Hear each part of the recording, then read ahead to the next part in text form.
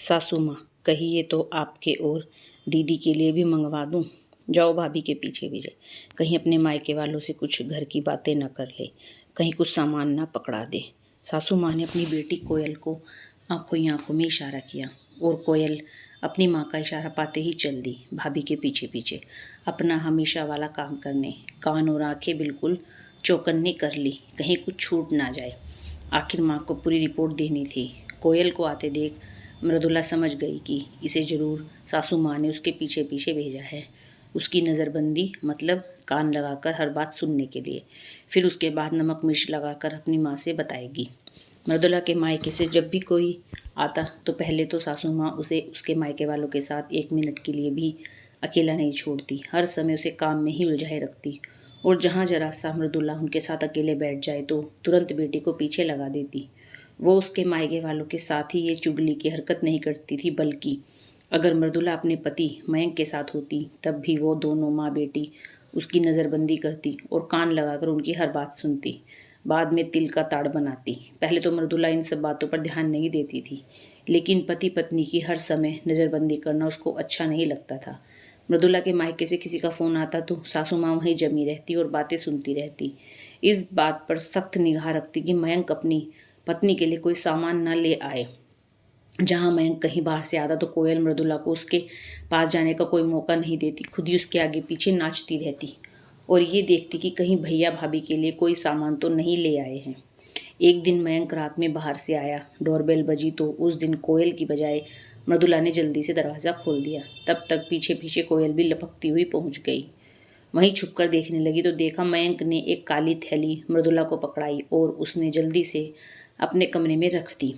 दूसरे दिन सुबह प्रभा देवी ने मृदुला से पूछा, रात में मयंक तुम्हारे लिए काली थैली में क्या लेकर आया था? मैंने तुम्हें पहले भी समझाया था कि मयंक कोई भी सामान लाए तो मना कर दिया करो, या फिर उससे कहा करो पहले मम्मी जी और दीदी के लिए भी लेकर आया करो, वरना नहीं। लेकिन तुम्हें तो सिर्फ अपनी पड़ी रहती है। लेकर आओ, हम भी तो देखें क्या क्या मंगवाती हो हमसे छुपा कर। मृदुला समझ गई कि कोयल ने उसे देख लिया है और अपनी माँ से लगा बुझाई कर दी है। आज उसने भी सोच लिया था कि दोनों माँ बेटी को सबक सिखा कर रहेगी। वो मुस्कुराते हुए कमरे में गई और एक बड़ी सी काली थैली लाकर अपनी सासू माँ को पकड़ा दी और वहीं खड़ी हो गई। तब तक वहाँ कोयल और मयंक भी आ गए। मयंक ने मृदुला को आंखें दिखाई और आंखों ही आंखों में पूछा, ये तुम यहाँ क्यों ले आई? मृदुला ने उसे चुप रहने का इशारा किया तो वो भी चुपचाप सोफे पर बैठकर देखने लगा।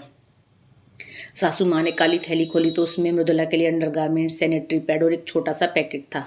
सामान देखते ही उन्होंने जल्दी से बंद करके रख दिया। कोयल ने जैसे ही सामान देखा और वहाँ से 9-11 हो गई।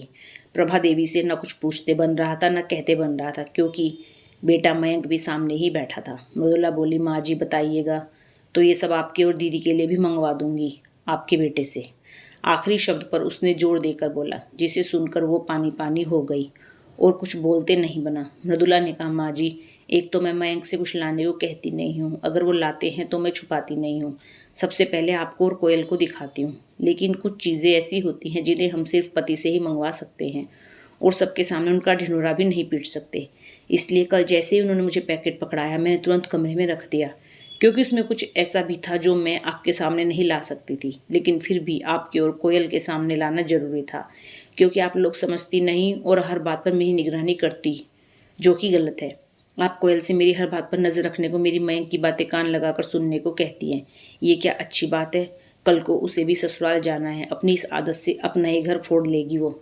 मेरे मायके से कोई आता है तब भी आप उसे मेरे पीछे लगा देती हैं। जब वो ससुराल जाएगी वहाँ भी उसके साथ ऐसा हुआ, कहीं वहाँ इसकी ननंद सास भी ऐसी ही हुई, तब इसको अपनी गलत हरकतों का अंदाज़ा होगा। इसलिए अभी समय है, आप दोनों अपनी आदतें सुधार लीजिए, वरना मैं भी ज़्यादा दिन आप लोगों का लिहाज नहीं कर पाऊंगी, क्योंकि पति पत्नी के रिश्ते में कुछ पर्दा होता है जो सबके सामने खोलकर नहीं बताया जा सकता। आप लोग इस तरह निगरानी कर मेरी बातें कान लगा सुनेंगी और फिर इधर उधर करेंगी तो मुझे अलग रहने के बारे में सोचना पड़ेगा। प्रभा देवी अपनी बहू मृदुला की बातें सुनकर बहुत शर्मिंदा हो गई और बोली, ये सब मेरा ही किया धरा है, मैं ही कोयल को ये सब करने को कहती रहती थी। पहले अपनी दादी, चाची, ताई, बुआ सबकी चुगलखोरी करने को कहती, अब अपनी ही बहू बेटे की निगरानी करवाती हूँ, जो कि बहुत गलत बात है। मैं समझ गई हूँ कल को उसके ससुराल में इन सब बातों का कितना गलत असर पड़ेगा। अब आगे से ऐसा नहीं होगा। मृदुला ने राहत की सांस ली। उसका घर से अलग होने का कोई इरादा नहीं था। उसका मकसद तो माँ बेटी दोनों को सही रास्ते पर लाना था।